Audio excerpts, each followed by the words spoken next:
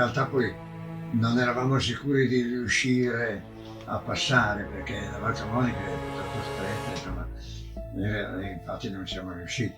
Siamo venuti giù a piedi e a Cedegolo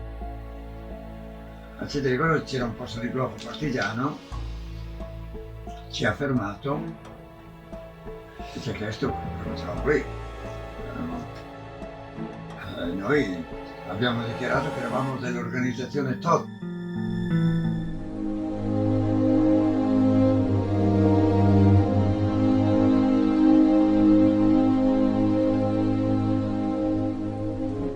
L'organizzazione TOT era un'organizzazione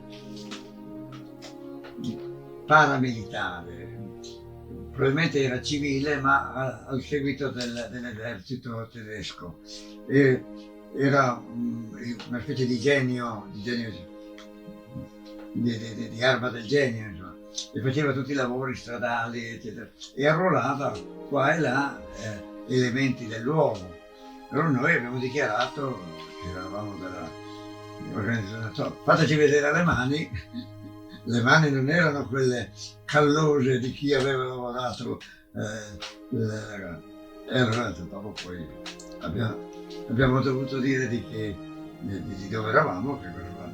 Ci hanno tenuti a Cedegolo 3 giorni, sempre con questo l'hanno fatto in tutti i posti dove ne erano presi, con la minaccia, con l'assicurazione che il giorno dopo saremmo stati fucilati. Ma però la cosa non ci preoccupava molto. Certo, il rischio c'era, ma poi dopo 3 giorni ci hanno caricato sul trenino che c'era allora, il trenino della Val Camonica, andava su fino, non so, fino a Vezzanoia, comunque passava per Cedegolo, e ci hanno portati a Brescia. E lì io per fortuna non ero seduto in un posto centrale. Allora il trenino aveva 2 posti, mi pare, 2 di qua e 2 di là, e il corridoio centrale nei vagoni.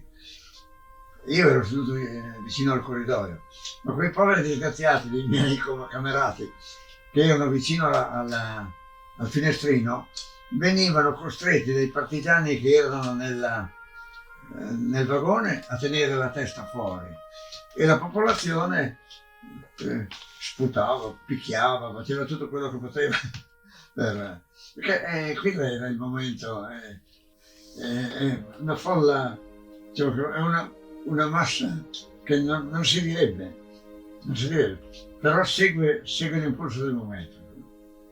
Siamo andati a Brescia e ci hanno messi al castello di Brescia.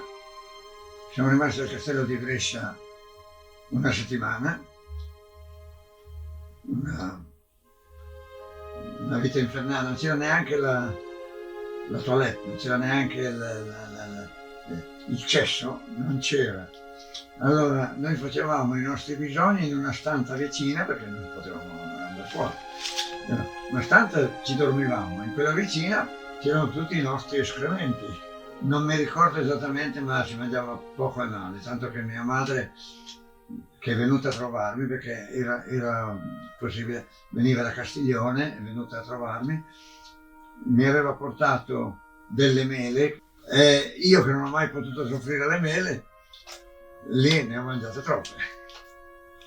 Me non sono mai piaciute, vuol dire che la fame c'era, e poi sono stato anche male perché ne ho mangiate troppe. Cioè mangiare si mangiava quel po' per sopravvivere e basta. E poi io credo, non so niente, ma credo che i partigiani siano stati costretti a consegnarci agli americani. Finché eravamo lì in balia dei partigiani, i partigiani venivano spesso a salutarci, a picchiarci. E un povero mio compagno d'armi, che era più anziano di me, e aveva tatuato sulle spalle "Viva il Duce", era quello preso di mira per primo. Siccome eravamo tutti in canottiera perché faceva caldo, eravamo piuttosto esposti. E quel poverino lì pigliava a volte dalla mattina alla sera. Ci hanno caricato su un camion americano, due negroni a prenderci, ci hanno caricato sul camion, ricordo che ci hanno fatti sedere per terra e il nero dice: seduti, chi in piedi col manganello in mano, pop in testa. Ti rimangono impresse magari frasi stupide e ci hanno portati a Modena. Credo che fosse il campo di Fossoli, ma non sono sicuro, che non sono più di sito individuale, vicino alla stazione. Nel campo di Fossoli ci hanno spidocchiato, che eravamo pieni di pidocchi noi, ma non presi da prigionieri, li avevamo anche sotto le armi, pieni di pidocchi. Ci hanno fatto mettere indosso quei pochi strati che avevamo, tutti. Poi ci hanno, la sera prima di andare a dormire, ci hanno riempito di polvere di DT, e poi sono andati a dormire, e la mattina dopo i pidocchi erano morti, non avevamo più pidocchi. Tu hai i pidocchi? No, non abbiamo i pidocchi, non abbiamo i pidocchi. Bisogna viverci con i pidocchi per sapere quanto sono fastidiosi. Poi magari ci si abitua anche, perché non... E dopo poi ci hanno portato a Coltano, dove sono rimasto fino all'ottobre del 45. E a Coltano eravamo prima sotto gli americani, poi sono arrivati i Verdoni, quelli che noi chiamavamo i Verdoni, che erano i badogliani. Verdoni perché avevano la divisa scura, più scura, allora noi li chiamavamo i Verdoni, con un senso di disprezzo naturalmente. Dopodiché poi in ottobre hanno fatto il vaglio delle denunce personali che avevano, quelli che non avevano denunce personali li hanno mandati a casa e sono tornato nell'ottobre del 45. Noi dormivamo in 4 in una canadese per 2, perciò dormivamo sul fianco, se uno cambiava fianco dovevamo cambiarlo tutti 4. Io quando ero venuto a casa avevo i calli sulle anche, è stato duro, però a 18 anni emotivamente non rivivo la durezza di niente, ma è stata dura. E mi ricordo un episodio che indica anche la fame. Intanto non si parlava mai di ragazze, di donne, non si parlava. 18enni, 20enni, non parlavano di donne. Si parlava della cucina, di quello che ti faceva la mamma, di cosa dovremmo... Il pensiero era quello. Ma nel mio campo, che ho fatto, era di circa 5.000 persone, no? Secondo me erano 6 campi di 5.000 persone, cioè eravamo circa 30.000. In realtà poi ho letto che eravamo in 35.000, perciò è possibile che poi siano stati di più. A noi davano un quinto di pagnotta alla mattina e un quinto di pagnotta alla sera. Nel campo vicino davano invece un quarto di pagnotta alla mattina e un sesto la sera, il che potrebbe far pensare a una eguaglianza quasi. In realtà poi ragionandoci sopra non è questa la cosa. Se un quinto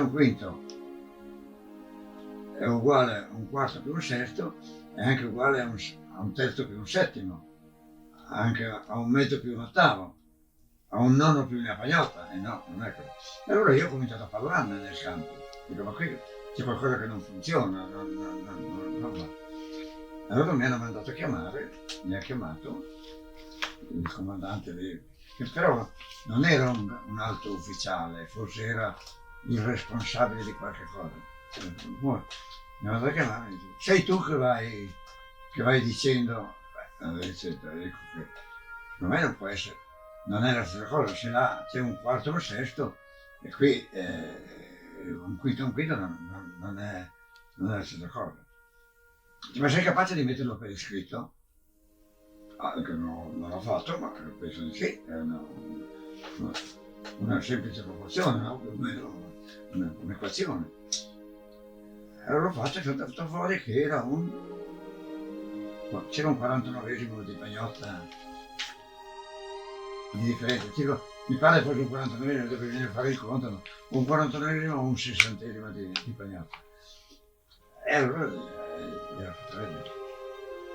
Beh, insomma, qui ci sono i toppi che mangiano, non si danno, i toppi che mangiano. Allora, vuoi venire a lavorare in cucina? Che era molto ambito, però io sapevo che in cucina non si stava, cioè si mangiava quello che si voleva, ma io ho sempre mangiato poco, non mi interessava, dico no, preferisco di no. Però dopo un po' anche a noi ho cominciato a dare un quarto, un sesto, si vede che la cosa è stata temuta,